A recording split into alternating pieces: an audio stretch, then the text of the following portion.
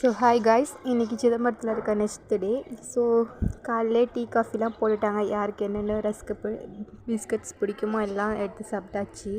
So வாசல்லாம் குட்டி அழகாக கோலம் போட்டாங்க பெரியம்மா. ஸோ அதுக்கப்புறம் எங்கள் அண்ணனுக்கும் எங்கள் பெரியப்பாவுக்கும் பால் வச்சுருந்தோம். அவங்க காஃபி குடிப்பாங்க, காஃபி டீ ரெண்டுமே குடிப்பாங்க, இருந்தாலும் வச்சுருந்தோம். சரின்ட்டு மார்னிங் டிஃபனுக்கு ரெடி பண்ணிகிட்ருந்தோம்.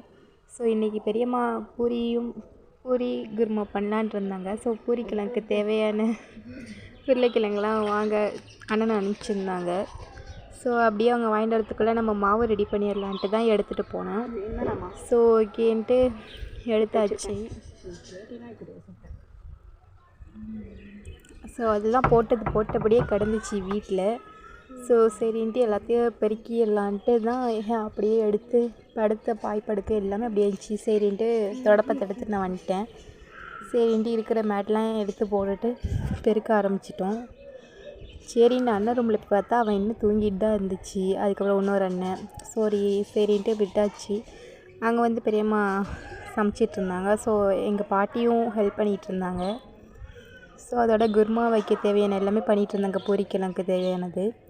ஸோ உருளைக்கிழங்கு வேக வச்சு எடுத்து வச்சுருந்தாங்க. ஸோ எல்லாத்தையும் வச்சு நான் கலாய்ச்சிட்டு இருந்தேன். ஸோ வெங்காயம், பச்சை மிளகாய், பட்டை, லவங்கம் இதெல்லாம் போட்டு வதக்கிட்டு இருந்தாங்க.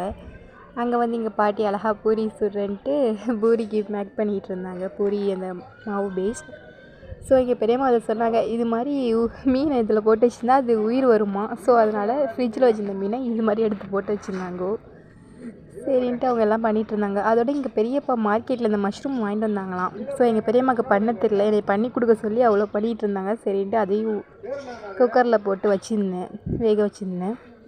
ஸோ அதுக்கப்புறம் மிட்டாய்க்காரர் வந்திருந்தார். ஸோ என்னென்ன பிடிக்குமோ பெரியம்மா வாங்கிக்க சொன்னாங்க. அதோட பால் பன், அதுக்கப்புறம் தேன் மிட்டாய், எள்ளடை, முறுக்கு, இந்த இனிப்புச்செவு, காராச்செவு எல்லாமே இதில் இருந்துச்சு. அதில் புளி, மிளகாய் வத்தல் கூட வச்சுருந்தாங்க. ஸோ நான் எனக்கு தேவையான எல்லாமே வாங்கிட்டேன். ஆனால் ஒன்று கூட சாப்பிடலை, ஏன்னா எல்லாத்தையும் மறந்து வச்சு நான் கடலூர் போயிட்டேன் சாயந்தரமே. ஸோ எல்லாத்தையும் யார் சாப்பிட்டேன்னு தெரில. ஸோ மஷ்ரூம் வெந்துட்டு அதை அப்படியே ஆஃப் பண்ணி வச்சுட்டேன். ஏன்னா குருமாவுக்கு போகலான்னு பார்த்தேன், பட் டைம் இல்லாதனால அதை அரிஞ்சு போடல. ஸோ மத்தியானத்துக்கு பிரியாணியோட சேர்த்துலான்னு வச்சுட்டேன்.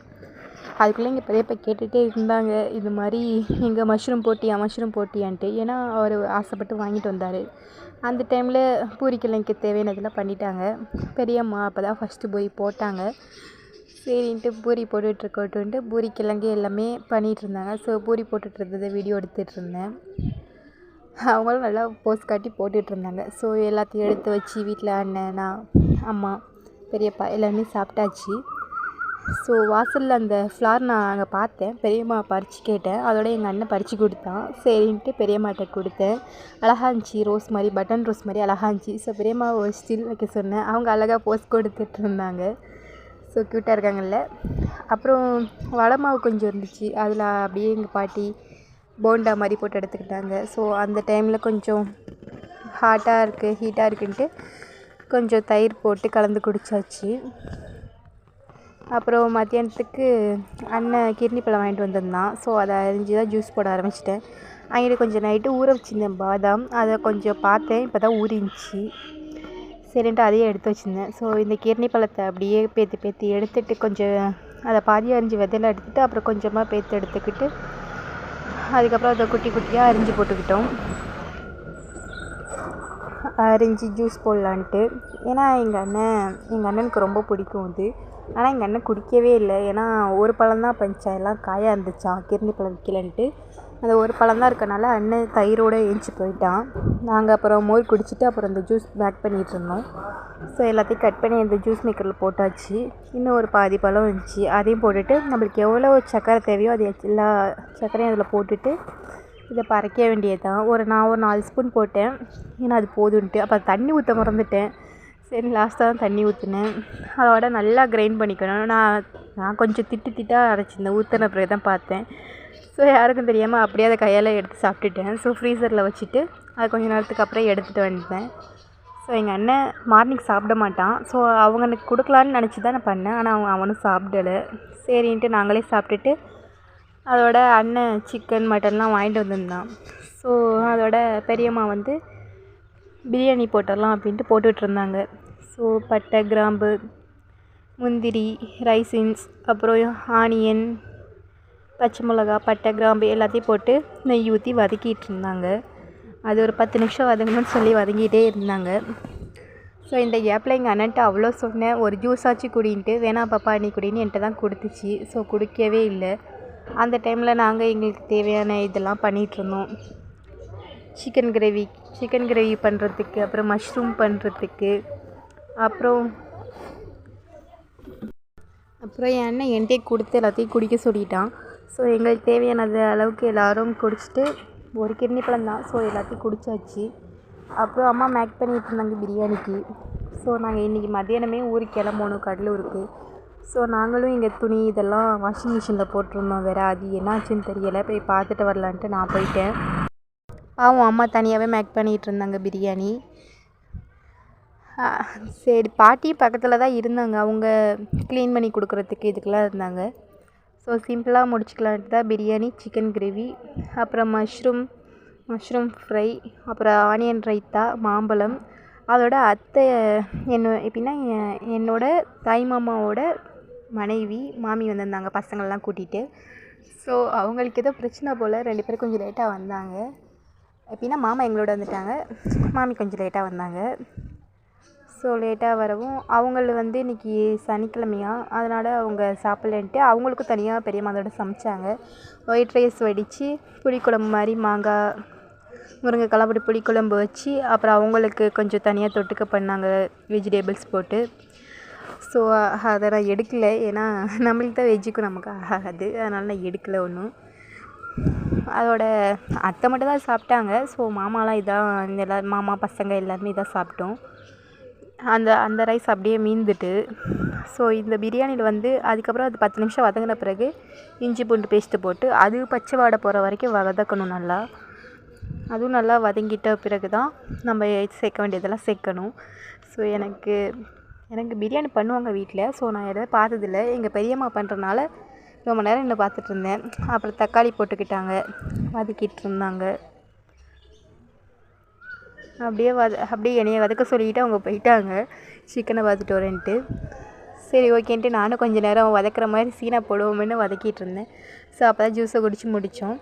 அப்புறம் வாஷிங் மிஷினில் போட்ட துணியெல்லாம் நல்லா ஓடிட்டு, ஸோ அதையும் எடுத்துடலான்ட்டு போனேன். அதுக்குள்ளே அம்மா கூப்பிட்டுட்டாங்கன்ட்டு இங்கேயே வந்துட்டேன் மறுபடியும். சரின்ட்டு மறுபடியும் அவங்க பண்ணுறத பார்த்துட்ருந்தேன். அப்புறம் அவங்களுக்கு தேவையான எல்லாமே போட்டாங்க, புதினா கொத்தமல்லாம் போட்டுட்டாங்க. அப்புறம் எனக்கு ஒரு சாட்டிஸ்ஃபை ஆகலை. ஸோ நான் 2 புதினாவை போட்டு வதக்கிட்டு இருந்தேன். ஏன்னா நம்மளும் சும்மா இருக்கக்கூடாது, இல்லை நம்மளும் வதக்கணுன்ட்டு. அப்புறம் இடையில எங்கள் அண்ணன் வந்துட்டான். அப்புறம் ஐஸ்கிரீம் வாங்கிட்டு இருந்தான். ஏன்னா மாமி பசங்களை அழைக்க போயிருந்தான். ஸோ அவங்களுக்கு 2 ஐஸ்கிரீம், எனக்கே தங்கச்சிக்கு 2 ஐஸ்கிரீம் வாங்கிட்டு வந்து சாப்பிட்டு கொடுத்தான். சரின்ட்டு அப்படியே சாப்பிட்டுக்கிட்டு எங்கள் பெரியம்மாவுக்கு ஊட்டி விட்டு நின்றுட்டுருந்தேன்.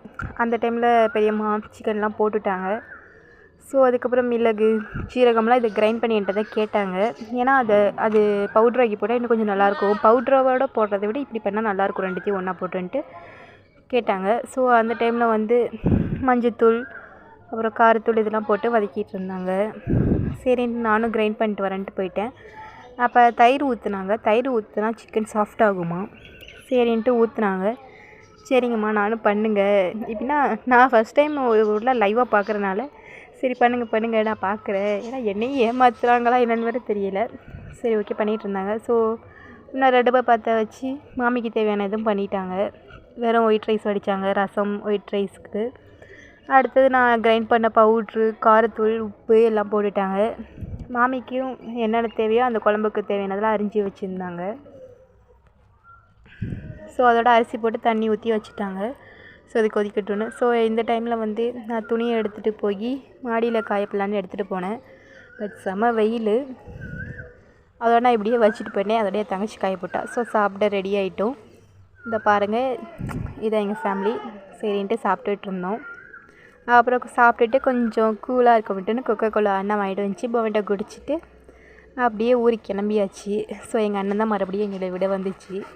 ஸோ சிதம்பரம் ரயில்வே ஸ்டேஷனில் விட்டுச்சு. ஏன்னா அதுக்கப்புறம் நான் கடலூர் போயிட்டு அப்புறம் பாண்டிச்சேரி போகணும். ஸோ ட்ரெயின் ஏறியாச்சு. நான் வீடியோ எடுக்கல. அது இது கடலூர் போகிற வழி. அங்கே ஒரு காளி டெம்பிள் இருந்துச்சு, அது நல்லா அழகாக இருந்துச்சு பார்க்க. ஸோ ஃபைனலாக கடலூர் வந்தாச்சு. அப்படியே இடையில ஒரு ஃபன் பண்ணிக்கிட்டு இப்படி தான் வந்தோம். ஸோ பிளாக் ரைசன்ஸ் அது எடுத்து போயிருந்தேன், ஏன்னா எங்கள் அண்ணன் பாசமாக வாங்கி கொடுத்தான், சரின்ட்டு வச்சுருந்தோம். சரி ஓகே, கடலூர் வந்தாச்சு. இது இன்னொரு பெரியப்பா வீடு. ஸோ அங்கே போய் நைட் டிஃபன் முடிச்சிட்டோம், ஏன்னா அவங்களோட பொண்ணு கல்யாணத்துக்கு தான் நாங்கள் வந்திருந்தோம். சரின்ட்டு இன்னொரு பெரியப்பாவும் அங்கே இருக்காங்க, அவங்க வீட்டுக்கு போயிட்டு வந்தோம். இது குமார் பெரியப்பா வீடு.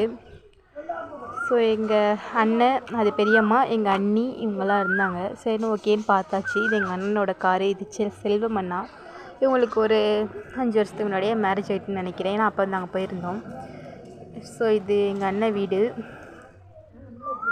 ஸோ அதோட இவங்க வீட்டுக்கு வரலைன்னா கோச்சிப்பாங்களேன்ட்டு இங்கேயே வந்துட்டு போயிட்டோம். முருங்கம்பாக்கத்தில் தான் இருக்குது, பாண்டிச்சேரியில். ஸோ 3 அண்ணன் வீடு பாண்டிச்சேரியிலே இருக்குது. சரின்ட்டு இங்கே வந்து பார்த்தா என்னோடய சித்தப்பா பையன், எப்படின்னா எங்கள் அப்பாவோட தம்பி பையன், இங்கே விளாண்டுட்ருக்கான். சரி கபி இங்கே வந்துட்டான் போல், ஏன்னா எங்கள் ரிலேஷன் தான். அவங்க இன்னொரு சிதம்பரத்தில் இருக்க பெரியம்மா இன்னொருத்தவங்க, அவங்க கூட்டிகிட்டு வந்திருக்காங்க போல். சரி இது எங்கள் அக்கா வீடு, எப்படின்னா கல்யாணம் ஆக போகுதுன்னு சொன்னல, அந்த அக்கா வீடு. ஃபஸ்ட்டு பார்த்தாலும் அந்த பெரியப்பா வீடு.